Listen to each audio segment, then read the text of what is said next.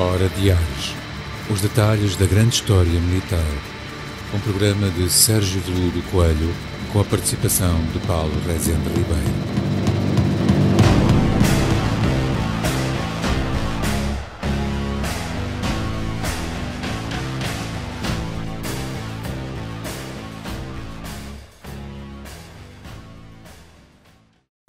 Bom dia, Sérgio. Então, Paulo, tudo bem? Tudo bem? Cá estamos. Esta semana vamos dar continuidade à nossa viagem. Neste caso ainda não estamos no uniforme, estamos ainda nos vestimentos para... No vestuário militar. No vestuário militar. A vestimentária. É curioso que já apanhei o termo. Vestimentária? A vestimentária. Eu usei-o, inclusivamente, em alguns trabalhos. O âmbito vestimentário parece um neologismo, mas também já vi isso em alguns sítios. Tem a ver com a lógica do vestuário. Não é? Eu penso que na semana passada, nos últimos programas, isto não se mede bem às semanas, estávamos com os samnitas, porque era importante para entender como é que os romanos vão absorver os ensinamentos da pior forma, não é? Com a derrota das forcas caudinas, contra os samnitas e outras derrotas. Mas, como alguém dizia, derrota em derrota até à vitória final. Não é bem o caso, mas os romanos adaptam-se muito bem às circunstâncias, não é? Mas penso que tínhamos estado realmente a trabalhar essa abordagem. E é muito difícil avançar nos nossos programas sem realmente termos esta passagem pelo mundo romano, para poder-se entender o que é o mundo tardo-romano, cá de vir, não é? E entrar na Idade Média, que não vai ser fácil. Porque então na Idade Média temos toda uma... E vamos tentar ter aqui, nos próximos programas, vamos tentar não ser muito eurocêntricos. Sim. Tentar ir a outras realidades. Estou-me a lembrar do Japão, não podemos esquecer do Japão. E mesmo na zona do Mediterrâneo, dos dois lados, existem situações diferentes que podem ser abordadas. Eu queria lembrar, antes de mais, para subscreverem o canal, ativarem o sininho e deixarem o gosto. Gostei do sininho. Tem o sininho. É o sininho. Depois nós vamos ver o sininho. E também queria deixar... Isto, para as pessoas que nos veem, as que nos ouvem, podem também ver, que é sempre interessante. E ir agradecendo a quem já fez comentários. Já começamos a ter algum feedback, sim. Algum retorno. Feedback retorno. Temos que usar a língua portuguesa. Cuidamos do latim. Ainda por cima, agora que andamos aqui à volta dos latinos. Mas então, Paulo, que questões é que hoje temos para aqui, para a mesa? Neste caso, vamos tentar perceber como é que se passa do pilo Ou melhor, como é que entrou o pilo? Como é que entrou o pilo, exatamente? Como é que passamos do modelo importado da Grécia e que se começa a introduzir... Essa normalização. O modelo samnita Nós vamos ter sempre este problema nos programas. É um não problema. É muito difícil dissociar, quando se fala do vestuário militar, realmente o vestuário militar funciona em base de quê? Da sua aplicação no terreno. Aqui estamos a falar em aspectos táticos. O estratégico não é tão abrangente. Não entra dentro de um plano estratégico, a menos que haja uma intenção no vestuário militar ter um impacto estratégico. Mas isso, talvez mais à frente, seja pertinente falar. Agora, importa-nos aqui perceber que o mundo romano, a partir... em programas anteriores comecei a falar exatamente do que os romanos tinham absorvido das lições com as suas derrotas, com os samnitas, volto a falar dos samnitas, mas não só, também de alguns desaguisados que tiveram com invasões gaulesas ou celtas no norte, a partir dos Alpes. Preciso ver também que há uma forte influência celta no norte da Itália, que ainda hoje se faz sentir isso em determinados aspectos, mas que não é para aqui chamada a colação. Isto está a compor-se. Mas, bom, temos que fazer um glossário. O que é que então se cria aqui, que já vai um bocadinho de encontro aos arquétipos que as pessoas criam daquilo que veem? porque há uma coisa curiosa. A realidade do mundo romano é uma realidade que tem 2.500 anos. E é impressionante como ainda é forte, hoje em dia, a influência que tem sobre o comum dos cidadãos, isto no bom sentido. Porque realmente poucas pessoas estarão se falarmos em romanos, as pessoas elas fazem alguma identificação imediata. Ora bom, a organização militar romana, em termos a questão do vestuário, do vestuário e equipamento militar, nós podemos começar a falar daquilo que é a legião, o legio que tem a ver com legio peditem, ou seja, a ligeireza com que se mobilizam tropas. Daí eu tinha uma certa hesitação nos programas anteriores em falar em legião. Lembra-se que eu andava ali na falange, porque realmente era um modelo grego que estava a entrar em falência. E a certa altura, eu até fiz uma menção a algo, não sei se falaremos hoje ou no próximo programa, por exemplo, da Batalha de Pydna, em 169 a.C., portanto, quando os romanos entram na Grécia helénica, ou já macedónica, e se defrontam com as falanges macedónicas, e eles vão ter uma surpresa tremenda, eles, os gregos. Estes gregos, que são os gregos alexandrinos. Sim. Já o Alexandre estava morto há muito tempo, mas a herança macedónica ou helénica era o que está a prevalecer, que isso até serve de baliza na própria história da arte entre a arte grega e a arte helénica. Pronto, espero não estar aqui a cometer nenhum pecado da asneira. Bom, quando nós estudamos e lemos, que muitos de nós fazemos, as origens do sistema militar romano, nós percebemos que a primeira estrutura organizada em termos de legião e que anda entre o período da transição da falange, mas que depois vai ter que adotar o sistema manipular, a tal quadrícula de abrir e fechar que eu falava, que teve aquela referência até à bola de carne. E ao brownie. Que deve ter suscitado algum levantado de sobrancelhas. E nem era o adentado, hoje não é o adentado da hora que está em causa. É assim, tudo isto só seria possível quando Roma em si, digamos assim, muito concretamente à questão, em 503 a.C., e quando Roma definitivamente se livra da monarquia e funda-se aquilo, portanto, o ano 503 a.C. é aquelas datas convencionadas, e que passa a uma república com senados, com cônsules, portanto, com toda uma estrutura que, a partir de 503, ela não desaparece até ao final do Império. Ela mantém-se lá, mesmo que já no período imperial e no período paleocristão isso não tenha um efeito, digamos assim, administrativo ou de poder muito prático, seja um pouco mais façade que outra coisa, mas mesmo assim, a partir de 503, Roma, quando toma as rédeas dos seus destinos, cria um sistema militar organizado. Já o tinha, mas esta vez organiza-o formalmente, por exemplo, criando as legiões consulares. Não temos aqui muito espaço para falar do que é o sistema administrativo romano da República. As pessoas têm perfeita noção que existia o Senado, existiam os senadores, a classe equestre, o cidadão romano que não tinha propriamente estatuto aristocrático, por aí fora até descer até aos escravos. Pronto, há uma pirâmide social que se constrói. Essa pirâmide social vai estar bastante visível nos primeiros tempos da República. Em que sentido?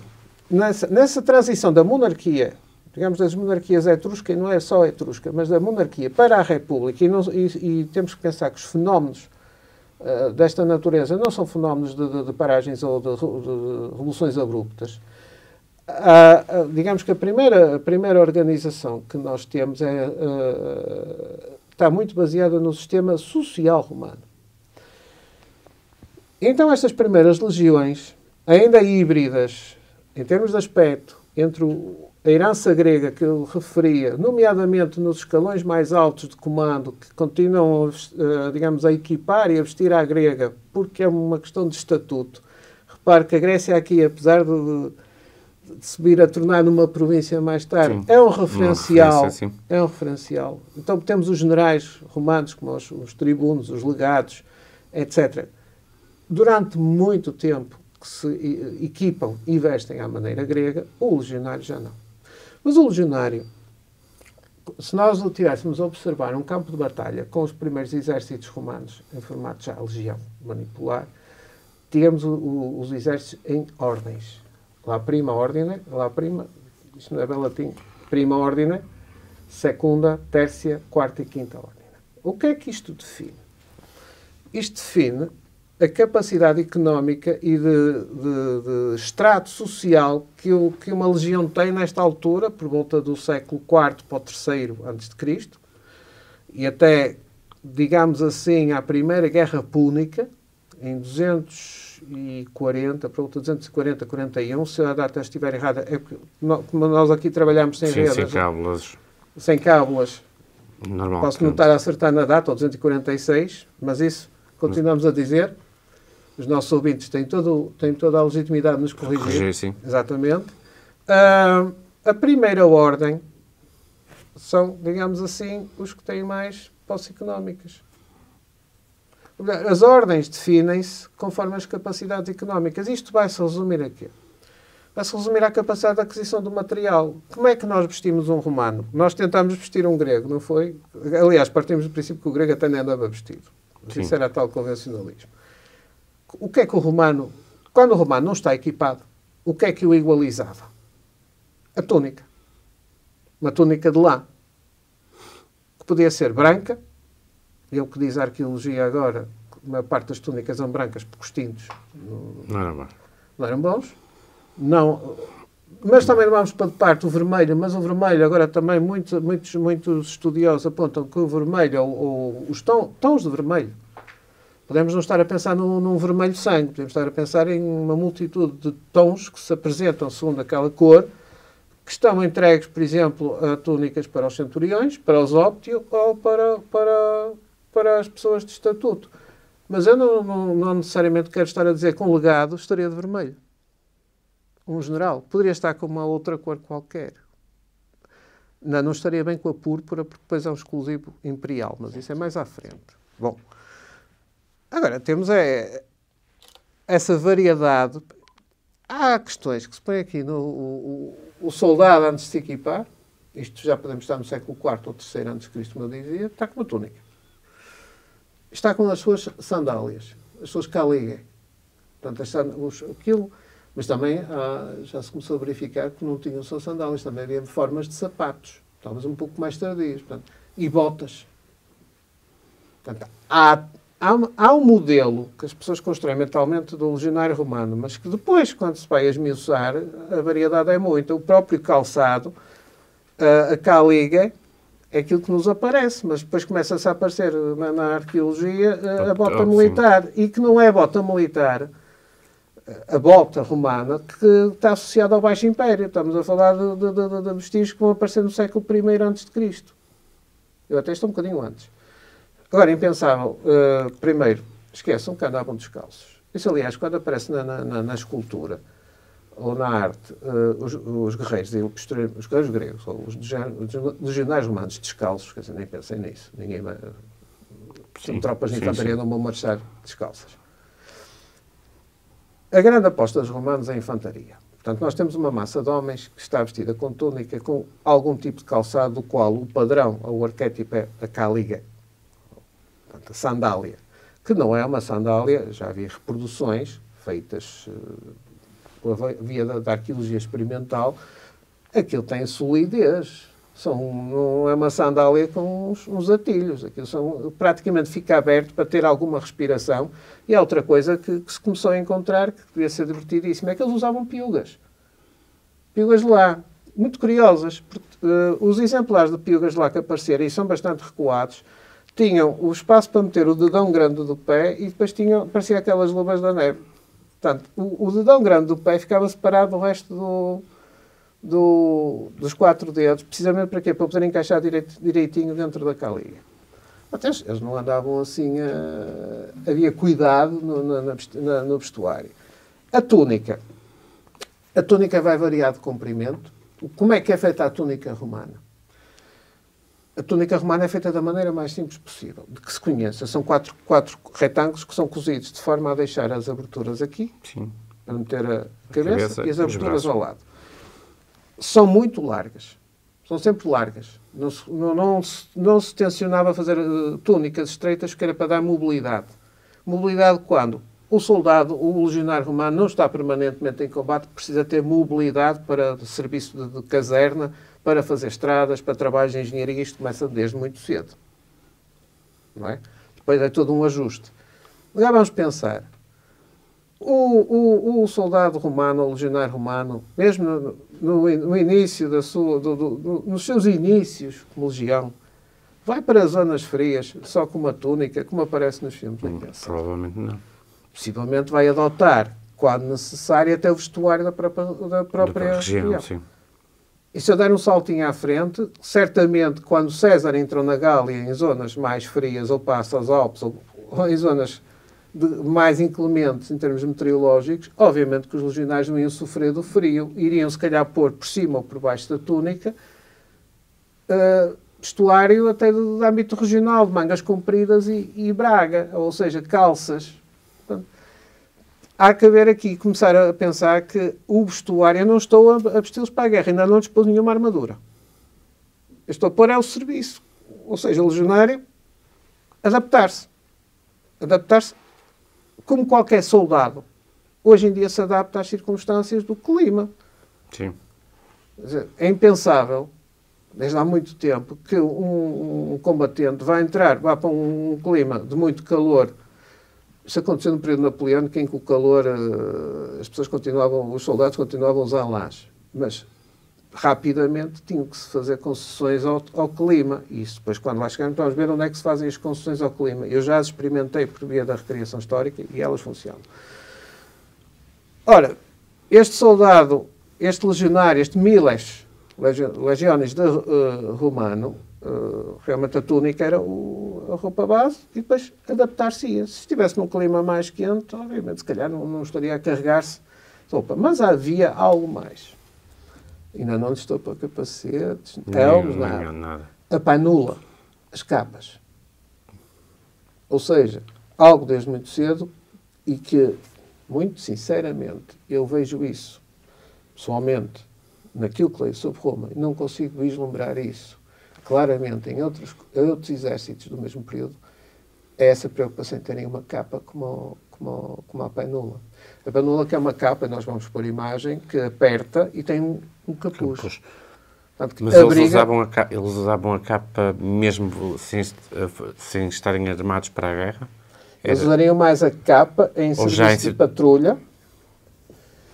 Em combate, a capa não é muito cómoda. A capa é para os proteger em patrulha, em sentinela ou no serviço não de combate. Sim. Em formatura de combate, eu não estou a ver a panula ou a capa, tem outros nomes. Eu neste momento estou a usar o que se conhece mais que é a panula. Não é cómoda para isso. É exclusivamente para proteger o legionário fora do âmbito de um combate, ou de um entrar em ambiente operacional. Agora, se começarmos realmente as tais ordens que eu falava, todos vestiriam dessa forma. Não é todos vestiriam de igual, mas todos seguiriam um determinado padrão. Porque seguir um padrão não quer dizer que seja igual. Ou seja, pode haver túnicas brancas, até pode haver regionalismos na própria cor das túnicas. Arriscando dar aqui um saltinho à frente, eu li num artigo que as tropas recrutadas nas Astúrias, tropas romanas, tinham tendência a usar túnicas pretas. Já estamos no Império. Mas mesmo assim, repare, um regionalismo, associar os asturianos a um regionalismo de cor, então, pelos vistos, quando até eram tropas auxiliares inicialmente, porque isso é depois outra questão que vai entrar aí. Então, aí é que os regionalismos vão ser visíveis nas tropas, nos auxílios, porque esses levam mesmo consigo a sua tradição vestimentária. Lá está, vestimentária. Via-se túnicas negras e qual seria a reação natural? Asturianos. Estou a simplificar um bocado o discurso. Obviamente que as pessoas que não diriam isto, diriam de outra forma, asturianos. Por isso, há coisas aqui que são um bocadinho especificidades. Onde é que voltamos a ter a questão da uniformização? Inicialmente, a uniformização das primeiras legiões romanas dá-se por onde? Pelo armamento. Mais uma vez. Não necessariamente vamos começar pelos elmos. Pode não haver uniformização a nível dos elmos. Porque nas imagens que vamos pôr, que tradicionalmente pomos e que não nos costumamos enganar mais ou menos com as questões cronológicas, há dois tipos de elmo para o período republicano. Para o legionário. Porque se formos então para os estatutos mais altos, os elmos são do modelo o mais grego possível. Embora não seja o modelo grego que nós estamos a pensar, o coríntio. São outras versões. Mas o standard, porque o equipamento é que standardiza. O vestuário está por baixo, particulariza-se, mas o equipamento vai-se standardizando. Então temos um dos elmos, digamos assim, mais conhecidos, é o etrusco-coríntio. Que é o etrusco-coríntio? É um elmo de bronze, normalmente é de bronze, que é uma versão que já não serve para nada, que continua a ter aquele nasal, mas aquilo não é para meter pela cabeça abaixo. Vão ver que não é. É apenas a evocação simbólica, está a ver a simbologia a vir outra vez ao de cima, de um capacete, ou de um elmo, para ser mais exato, do género grego, mas em que fica encaixado no alto da cabeça, e que depois acaba por ter o quê? Aquilo que os romanos muito gostam de usar, que é as proteções laterais. Depois vem outro tipo de elmo que vai durar imenso tempo. Digamos que é uma coisa que dura centenas de anos, que é o Montefortino. Que eu chamo-lhe o capacete de jockey. Porque é uma calote de bronze. Os primeiros modelos são mais altos, são mais apontados e depois ficam mais redondos conforme se aproximam desde do século III para o período mariano, portanto, a reforma de Mário, e para o período do tardo-republicano cesariano, de César, em que também tem proteções laterais, ou por vezes até só tem uma tira de couro. Portanto, e porquê esse material ser assim? É a standardização, não é só do aspecto, é a standardização do fabrico. É que os romanos começam a ser os primeiros a standardizar o fabrico do material. Eles não standardizam o fabrico da roupa que usam no dia-a-dia, mas começam a standardizar, a fazer padrões, o mais possível, isto a partir do século IV ou III, do material que é fabricado para as primeiras 4 legiões consulares. Estamos perante o primeiro povo que standardiza o tipo de vai nesse caminho. E standardiza com algo que nos guiará para a frente. Standardiza de acordo com as circunstâncias. Vamos ter armamentos adaptados às circunstâncias e não a regionalismos. Mas, continuando nos capacetes, eles vão abandonar as formas primitivas dos capacetes itálicos. Os capacetes gregos, como eu lhe digo, tipo até capacetes biócios que aparecem na cavalaria, acabam por ir desaparecendo e vai entrando lentamente, por exemplo, o Montefortino. Em desfavor já do etrusco-coríntio, que ainda anda ali até às guerras públicas, as guerras púnicas, não é as guerras públicas, guerras púnicas. E esse capacete Montefortino, ou elmo, vai durar imenso tempo e vai se transformando lentamente no estilo itálico, porque vai sofrer influências, por exemplo, dos capacetes celtas ou gauleses. É curioso que a mutação da proteção de cabeça romana se vai transformando em função do quê? Os romanos, mais uma vez, com o seu Montefortino, que é uma calote, vou-te dizer, as imagens não enganam, uma calote de bronze com proteções laterais e uma ligeira proteção à nuca, em confronto com as tribos gaulesas, vão-se apercebendo que se lhes puserem aqui por exemplo, os golpes, o que é que faz funcionar, o que é que faz evoluir a cobertura, a proteção de cabeça romana? Por exemplo, as espadas gaulesas do tipo latino, que são espadas longas. Os golpes vêm de cima para baixo. São espadas que são muito difíceis, enquanto que o legionário romano combate na ordem fechada, não é a falangita, mas na ordem fechada é com uma espada curta, que é eficiente. Isso, depois vamos desenvolver mais isso. Só estou aqui a querer explicar. Quando vem um golpe de cima para baixo de uma espada de 1 metro ou de 1,10 m, do tipo gaulês, se apanhar, pode defletir contra o bronze, mas pode não defletir. Então, uma das coisas que começa a aparecer, depois aparece na evidência arqueológica, é a adição de uma tira de metal de reforço aqui à frente. Outra coisa são os golpes que vêm por trás. Podem apanhar a nuca, por exemplo, cavalaria.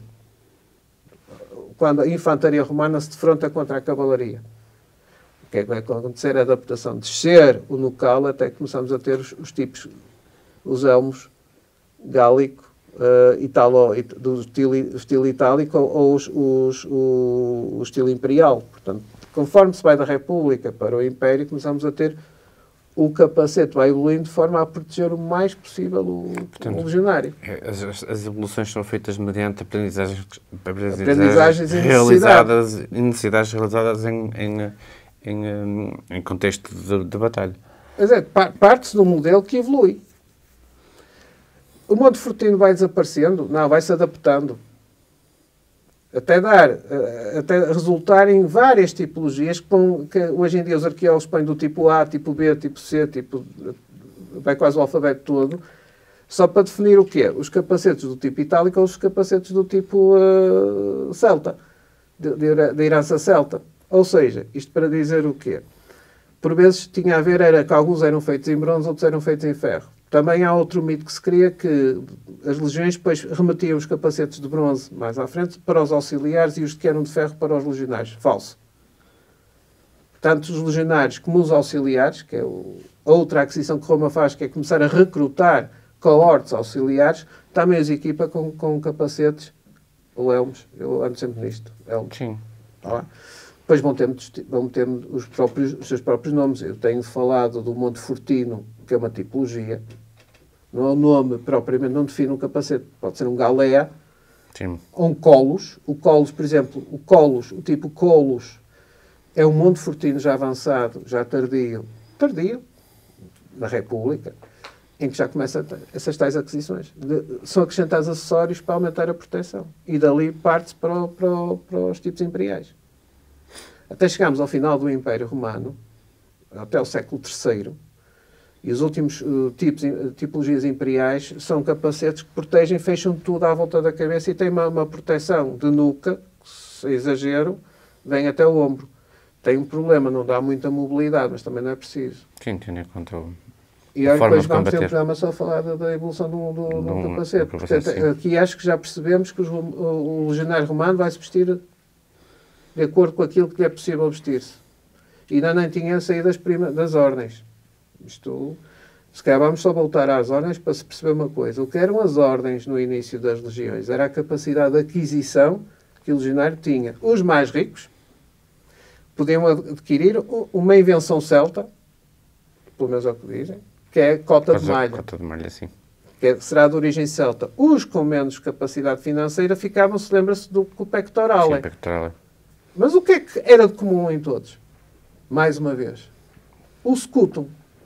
E o scutum romano, desde o seu início, é algo, como eu digo, tem 1,10 m ou 1,20 m de altura, oblongo, protege, mas não é feito para fazer as tais paredes de escudos, shield walls, sim, à grega. Ela encosta e desencosta. Desencosta, sim. Qual é a outra arma que entra e que passa a ser o padrão? O dardo, o pilon, ou os pilon. Sim. Dois tipos, o pesado e o ligeiro. Há uma ideia que o legionário romano só anda com um. Não. Trazer dois. Ou dois iguais pesados, mas não. Normalmente um pesado e um ligeiro. E depois, o gládio. O gládio, que originalmente é o tal xifos grego. E eu, no programa passado, esqueci-me de referir que havia uma tipologia de espada grega que está muito associada à nossa falcata, que tem uma lâmina curva. Os romanos, os hoplitas romanos, usavam isso inicialmente, mas não é uma arma muito eficaz. Porquê? Não é eficaz para o sistema militar romano quando combate no sistema manipular ou de quadrículas. Precisam de uma espada que seja reta para estocar. Ou seja, surgir por trás do escudo e estocar. Portanto, começamos a ver esta padronização. A cobertura de cabeça, embora tenha alguns modelos, mas não é uma parafernália muito longa. Os scutum, que são todos iguais. tirando o quê? Os ópulos de quem? Sim. Dos generais. Vão usar muito tempo o ópulos grego por uma questão de estatuto. A espada curta, que começa desde muito cedo a ser colocada do lado direito para... Lá está, os gregos tinham tendência para o lado esquerdo e isso obrigava a abrir o ópulos. E eles colocam o gládio do lado direito para que nunca se tenha que abrir o scutum à sua frente. Portanto, nós hoje, neste breve bocado, começamos a dar a ideia do que é o sistema de padronização, portanto, o gládio, e depois os dardos.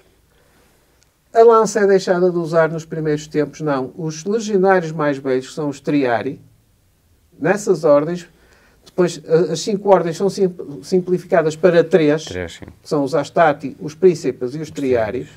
Na quadrícula, os triari são os últimos, que são os legionários mais velhos. Ainda faltam os velitas. Os velitas, que é a infantaria ligeira, que é a rapaziada mais nova e com menos a perder, que é anda lá um bocadinho à solta, a fazer um screening à frente da legião para provocar o combate, mas quando a coisa fica séria recuam para trás dos triários.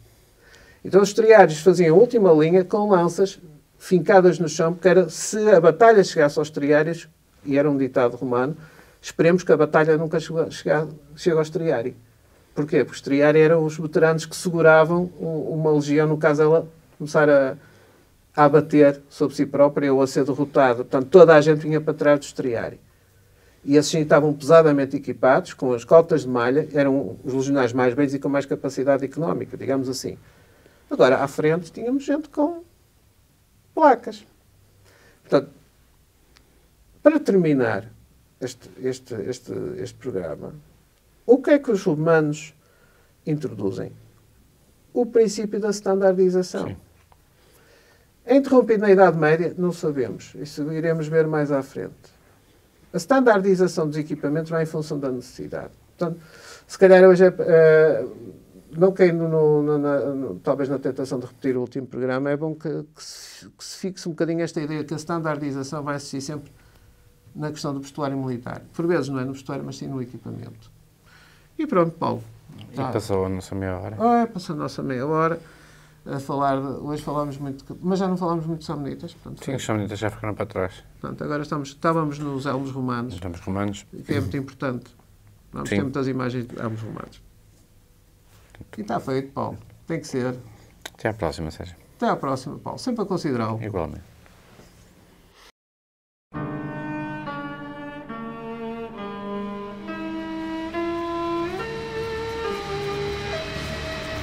Hora de Ares. Os detalhes da grande história militar. Um programa de Sérgio Veludo Coelho, com a participação de Paulo Rezende Ribeiro.